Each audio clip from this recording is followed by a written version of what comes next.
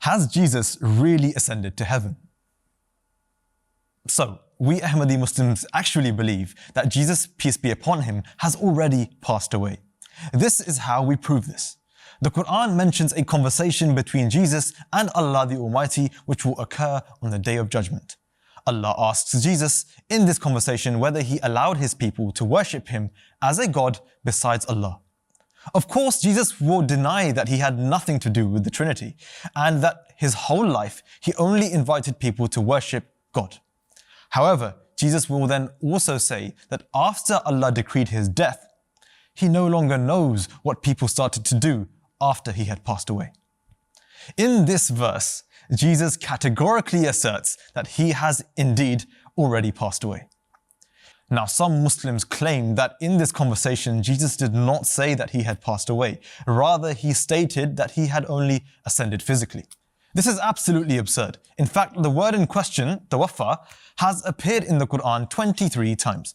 21 times it means death, and 2 times it refers to sleep in a very specific context. Nowhere does it mean physical ascension. If that isn't clear enough, then the Holy Prophet, peace be upon him, used the exact same statement for himself. According to a hadith, on the Day of Judgment, the Holy Prophet will see some of his followers being dragged to the hellfire.